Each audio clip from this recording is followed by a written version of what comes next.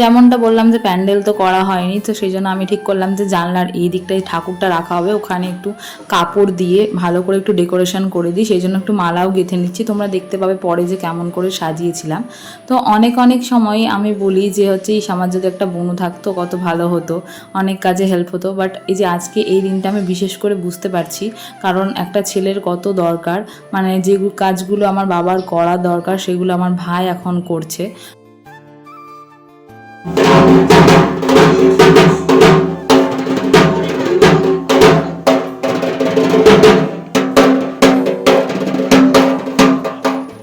ঠাকুর পুজোর জন্য তো বলা হয়েছিল, মানে রান্নার জন্য একজনকে বলা হয়েছিল, তো উনি এসে রান্না টান্না বসিয়ে দিয়েছেন। তারপরে আমি গেছিলাম মশলা করতে।